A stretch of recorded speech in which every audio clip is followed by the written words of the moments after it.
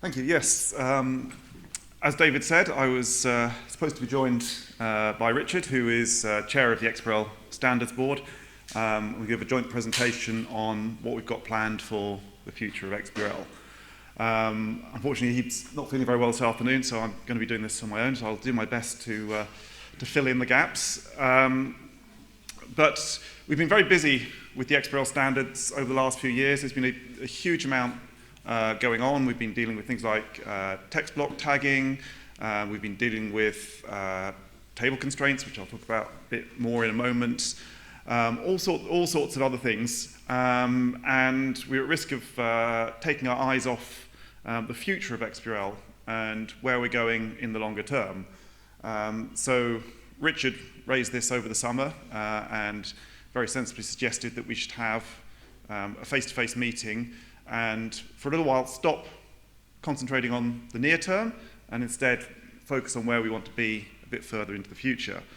So we agreed to do that, and in September we met in Oxford. And the most remarkable thing about this picture is the weather. This is Oxford in the September. It never, ever looks like this. So we had a very useful couple of days at our offices in Oxford. We were joined by members of the XBRL Standards Board, as well as members of the technical working group. And as I say, the goal was to discuss what we want to do in the long term with XBRL. So there's a lot that was going on that we didn't discuss. Things like digital signatures, which you'll have heard about yesterday. That's an incredibly important initiative for us, but it's on track. It's happening. We're making progress. We didn't really need to discuss it. Similarly, things like report packages, continuing updates to our various registries, all of those things, they're ongoing, but they're on track. Instead, we wanted to focus a bit more on the long term. And probably the biggest topic that we discussed, and the most important thing to come out of the discussion was the discussion of the open information model. Which if you've been involved in these conferences over the last few years, you've probably heard an awful lot about. The open information model was our strategic initiative to separate XML from its historical XML roots and come up with a syntax-independent model for XBRL so we can work with XBRL data in different formats, like JSON and like CSV. And both of those formats are now getting a lot of usage. The model for reports we finalized in 2021, but that was only ever intended to be the first step in that initiative, because reports are only part of XBRL. A huge part of the value of XBRL comes from the fact that reports are backed by taxonomies, which give you a huge amount of metadata, additional information about the content of the reports. So the next step has always been on our roadmap to create a syntax-independent model for XBRL taxonomies. And indeed, after we finished work on OIM for reports, we made some inroads into the problem of OIM for taxonomies. We developed what's called the core taxonomy information. That's taking the most basic information from an XBRL taxonomy and capturing that in a syntax-independent form. That was published as a public working draft last year, 2023. But actually, we've not managed to make much progress on it. And I think the most useful thing to come out of our Oxford meeting was reconfirming the importance of this effort, but actually putting a bit of a new emphasis on it and getting some enthusiasm for taking it in a little bit of a different direction. And quite a lot of the meeting that we had was focused on the details of that. But let's just recap why we want to do this and why we think this is an important effort. And a big part of this is that the complexity of XBRL taxonomies is a barrier to adoption. What we've done with the OIM for reports, and particularly with XBRL JSON, also XBRL CSV, but XBRL JSON, if you open up an XBRL JSON version of an XBRL report, you can immediately understand the data that's in it. And you can load it up in any normal programming tool. With minimal effort, you can start making use of the data in it.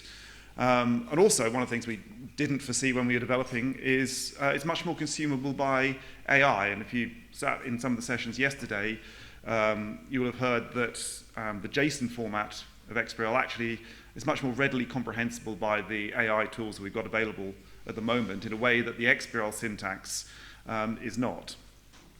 So XBRL JSON has done a very good job of demonstrating how a clean model and simple syntax can make XBRL more usable, but the taxonomy data still remains problematic. Consuming the accompanying taxonomy information is still very difficult.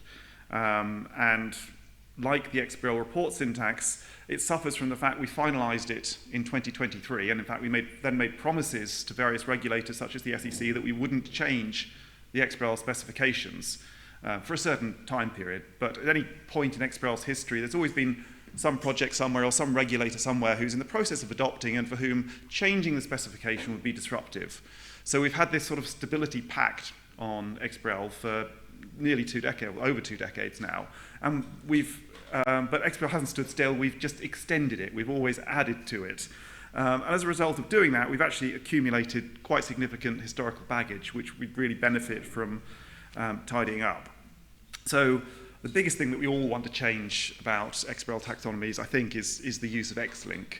And if you're not familiar with the Xlink that we use in XBRL taxonomy, lucky you, well done. keep it like that. We used it for good reasons, but in practice, it's very cumbersome to use. It makes our taxonomies very verbose. And most importantly, it's a barrier for people who want to consume XBRL taxonomies. It makes it very difficult. And then, as I was explaining, we've developed the standards by adding them to it. And the original XBRL 2.1 was non-dimensional. Dimensions came later, I think it was 2006 it was finalized, and it was retrofitted into the existing syntax. And one of the problems we've suffered with XBRL is we have this expression, when the only tool you've got is a hammer, every problem looks like a nail. We've done that with XBRL. The only tool we've got is Xlink, and every problem has had to be solved using Xlink. And all these other specifications, table link-based formula, extensible enumerations, have all been implemented to a greater or lesser extent using Xlink, which probably wouldn't be our first choice given a clean sheet of paper. Other parts of XBRL taxonomies that are problematic is the use of XML schema. XML schema is very useful, it's very powerful, particularly the data typing system is very useful. But XML schema as a whole is a very complex specification. And we only really use a pretty small part of that. We use the simple data types effectively. And the rest of it just makes consuming XBRL complicated because either you're wedded to using an XML schema processor or you've got to build significant parts of an XML schema processor yourself. And one of the key things that underpinned the original design of XBRL taxonomies was the notion that it should be extensible, which is absolutely right. It does need to be extensible. But the ways in which taxonomies are extended is actually quite different from the ways that we envisaged. The original specification envisages people taking a presentation tree or a calculation tree provided by a regulator and just making small tweaks to it, deleting one relationship and replacing it with different ones. In practice, virtually nobody does that. Most filing environments require you to prepare your own presentation tree, your own calculation tree. I think for dimensions, there is a bit of that. You create a domain member tree from a particular starting point. For the most part, people don't go and delete existing relationships and add and replace them with their own. So the way in which extensions are used in practice is actually quite different and actually much simpler than what was originally envisaged. So we had a long discussion about what the future should look like and came up with a plan for OAM taxonomies 1.0, and I think the key, most important thing we all agreed on is that it should be dimensional from the ground up and that we should unify the dimension specification and the underlying XBRL specification, much as we have done on the report side.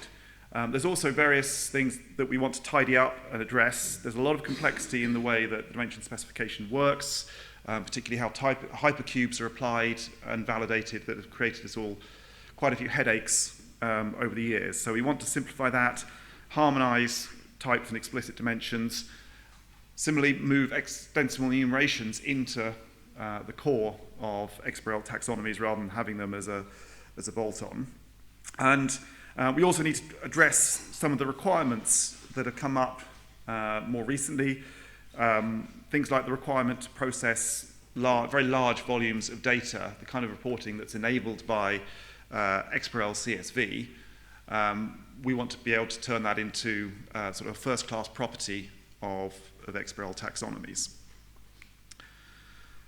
But I think the most important thing about our approach to OIM taxonomies is the approach we take to compatibility. So when we were developing OIM for reports, we said obviously everything that's in OIM must be possible in the current XML syntax. And in fact, we said it must be possible to take something that's in the XML syntax, provided it meets the supported functionality in the OIM, convert it into the model, potentially convert it into CSV and JSON, but also convert it back into the original XML syntax, this round-tripping requirement.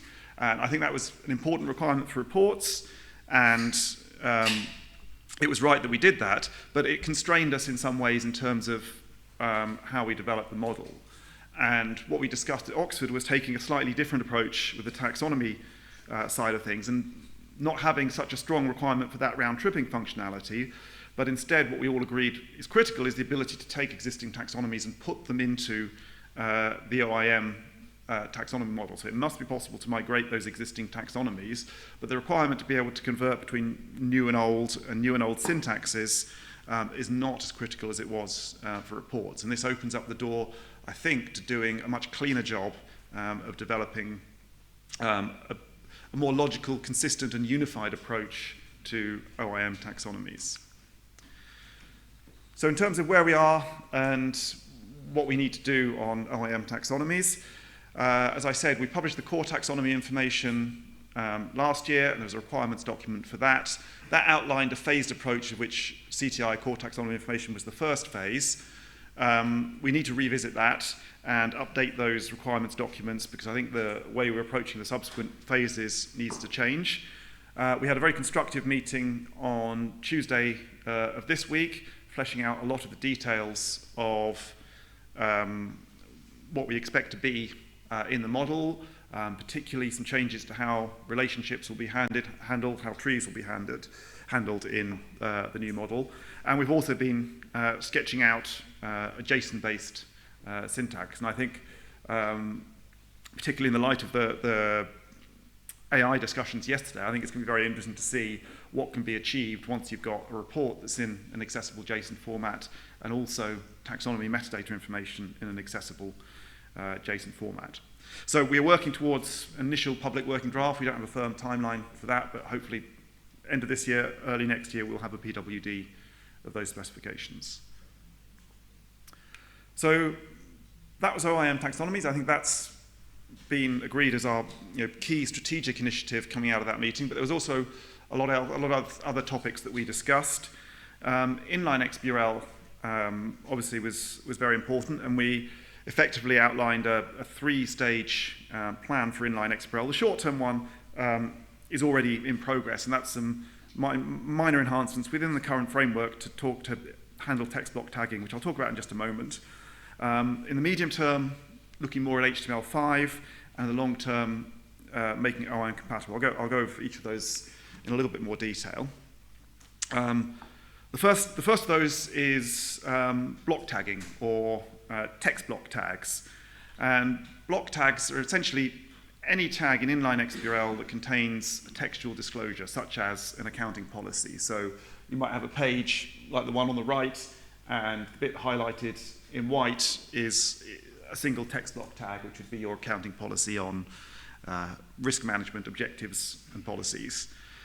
Text block tags have been in use for a long time by the SEC, and in fact they predate the use of inline XBRL. And the ESEF project said, okay, well we'll do the same. We'll have block tags for our notes as well. However, this is the first time that this technique has been applied to highly styled reports. If you look at SEC reports, they're typically very plainly styled, and they all follow a similar layout and use a very conservative use of HTML. In ESEF, we see a lot of highly designed reports. Very often they're generated, converted from PDF, and their use of HTML is very complex.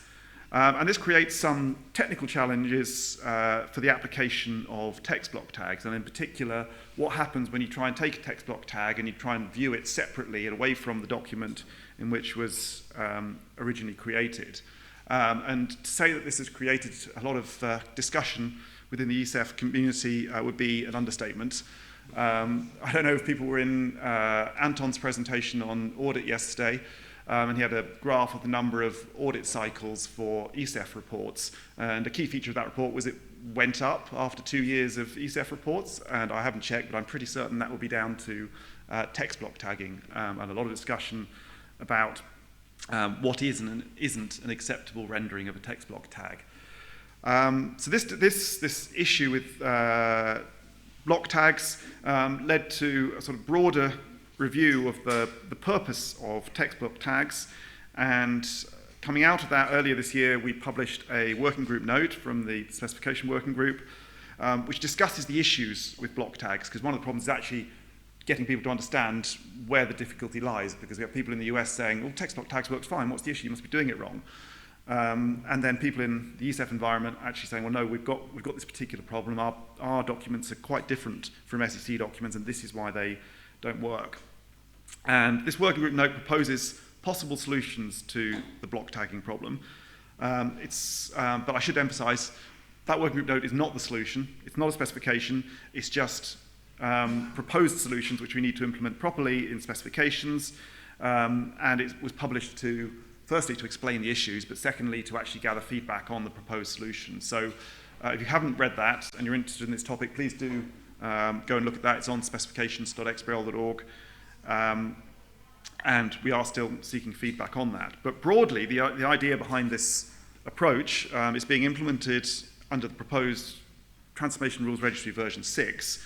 And the idea here is that when you've got a highly styled text block tag like what you see on the left, the goal is that we extract rich text content. So we extract the structural text, but we don't try and retain any of the styling. So if you've used a phone, you've used reader mode on your phone, that sort of information we're looking to get out of it. And based on the discussions we've had and the review at previous conferences, we think that actually getting this kind of structured text out of this is the most useful for analysis, because with inline XBRL, if you want to see what the disclosure looked like in the original report, you can very easily go and look at it in the original report. We've got the links, you can search based on tags, you can deep link into the document, it's all marked up, you can use the tags to go and see it in the document.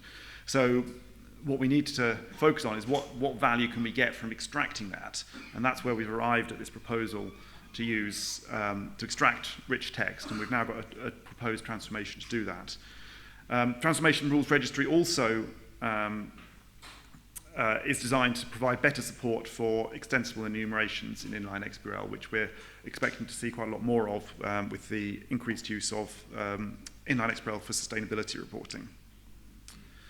So moving on to the middle phase of our plan, we've long known that there's a requirement for inline XBRL to embrace HTML5, which is the current version of HTML that's supported and in use in browsers. Inline XBRL specifies the use XHTML, and HTML5 actually has an XML syntax. It's called XHTML, so in theory we're actually already compliant with HTML5. But HTML5 adds some new features. Many of those are not relevant to inline XBRL reporting. They make reports more dynamic, which is not generally the kind of thing that regulators and consumers of inline XBRL reports are interested in, but it does include some important enhancements for accessibility, which we fully acknowledge we need to support in inline XBRL. So we have a medium-term plan to update inline XBRL to support new HTML5 elements, new HTML5 attributes in order that you can prepare fully accessible reports in inline XBRL. And then the final step of inline XBRL, of our plan for inline XBRL is a longer-term requirement to update inline XBRL to embrace the open information model and our more modern ways, our more modern syntax for XBRL reports. So one of the key outcomes of that meeting was to agree to separate these two steps. We'll do HTML5, get those new elements and attributes in, and then focus on this, which we very much want to do, because inline XBRL provides a unique solution to digitizing open reports. And when we say open reports, we mean reports where the preparer has control over the appearance. So inline XBRL really is the only game in town for that kind of reporting in terms of allowing preparers full control over what it looks like while still embedding structured information that follows a standardized taxonomy. And we expect sustainability reporting, well, we know that sustainability is only increasing the demand for inline XBRL, but we recognize that the syntax for inline XBRL is very much tied to our old XML-based syntax. If you look at the source of an inline XBRL document, you will see XBRL 2.1 constructs, things like contexts and units under the hood. We very much want to update that. There's benefits to doing that, but also, I mean, just the perception, people who are new to inline XBRL will look at that and think, well, this seems like a legacy technology, this very old way of doing it. We want to modernize that and bring it up to date with what we've been doing on the OIM. So that's our third phase, essentially, of the updates to inline XBRL.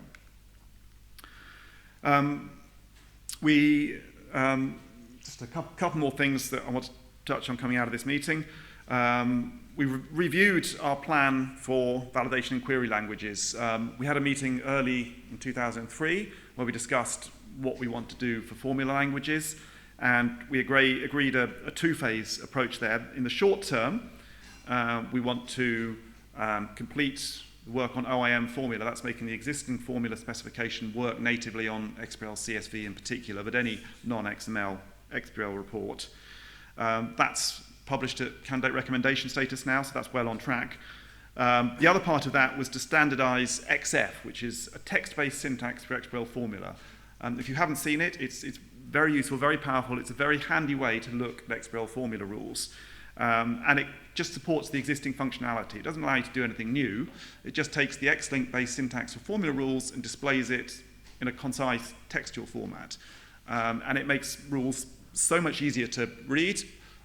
You can also use it to write rules, but it's not a specification at the moment. We published the syntax for it as a working group note in 2018, but we've never actually formalized it, and we've agreed that we want to do that.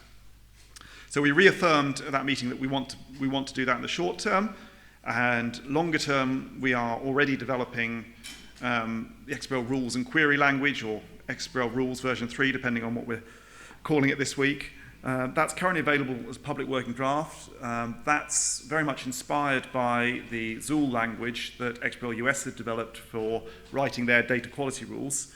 But we also acknowledge that is dependent on the development of OIM taxonomy, because one of the powerful things about the rules and query language is it will allow you to write queries about the taxonomy and pull in taxonomy information and not just rules about report documents. So it's very much tied to needing access to the taxonomy information. And finally, we had some interesting discussions about XBRL calculations, including one very interesting suggestion, which I will talk more about in our panel session at 2:25, so please do come back for that. With that, I'd be happy to take any questions.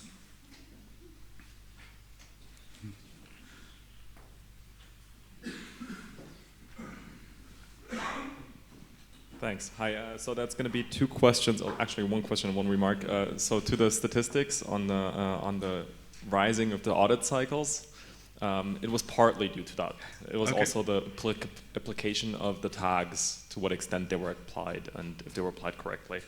But the actual question is: so if you implement HTML5 into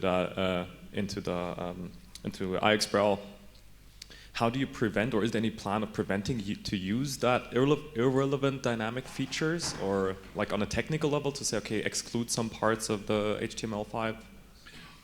No, the plan is to when we update the schemas to allow us as much as possible. And then regulators will have the option of constraining it. So I think possibly what we'll do is we'll accompany it with a working group note that suggests how best to use it and probably proposes these are a list of things that you might want to consider excluding. I mean, regulators are already doing that kind of thing, constraining the way in which you use HTML, CSS, and of course JavaScript. So we expect that to continue. But from our point of view, we don't want to unnecessarily constrain inline XBRL because we don't know how it'll be used in the future. And when we were designing inline XBRL, the idea that people would prepare reports using the kind of PDF generation that we've seen was not something we'd imagined. So we don't want to restrict ourselves unnecessarily. Thanks.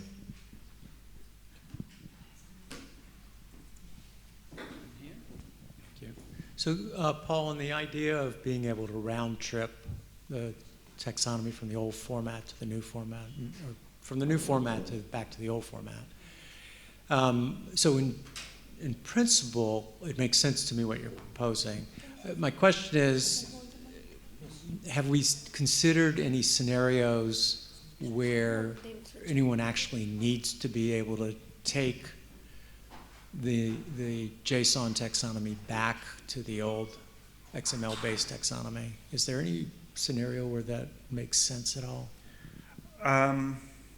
That's a good question. I mean, I think one of the things we did discuss was that taxonomies are modular. They're often developed by different parties. So we publish the country and currency taxonomy, the LEI taxonomy, and other taxonomies import those. And that's something that we absolutely need to support, accepting that different taxonomies may migrate to the newer syntax on a different timescale. So we need to have some mechanism for supporting that.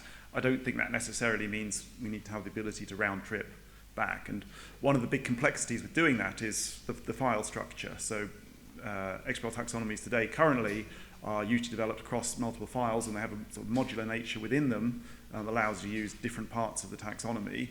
Trying to retain all of that information about how things are laid out in the files as part of the model, I think would firstly be very complicated, but secondly, I think would significantly constrain us in terms of making things better for the future.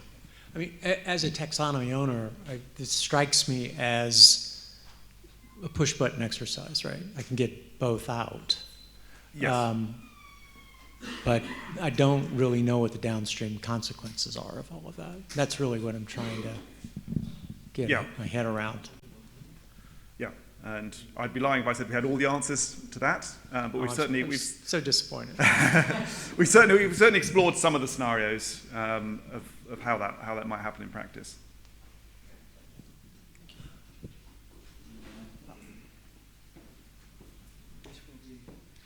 Probably the last one. Thank you. The movement from XML-based to JSON-based is a very good step forward, I think. However, with inline XBRL, we are still reliant on the HTML standard, which is also XML, of course. Is there any way for us to work together with W3C, for instance, to improve the HTML standard as well, or? Possibly. An interesting question, because actually that standard is no longer maintained by W3C. They maintain a mirror of it. It's actually maintained by WhatWG, who maintain HTML as a living standard, which is actually problematic for us, because what they're effectively saying is that the current version of the HTML standard is the one that's currently supported by the browsers. So if we add a new feature, all the browsers support it, that's the new standard. That's a very alien way of doing stuff for us. It's actually problematic for us. I mean, if we look at the way that inline XBRL is used for regulatory reporting, you expect reports to carry on working for years after they were submitted. If you're submitting to a business registrar, they're expected to retain those reports and they're to carry on working archived for a very long time. And so the idea that the standard on which they're built is changing on a daily basis is problematic for us. Yes, I mean, if there's things that we need to change in HTML, I think we'd certainly look at doing that. But actually, I think we've got ideas of how we can use the existing HTML syntax how we can embrace the sort of more HTML way of doing things, using, for example, data attributes would be one possibility, shifting a lot of the inline XBRL metadata into data attributes, filling that blocks of JSON inside the HTML.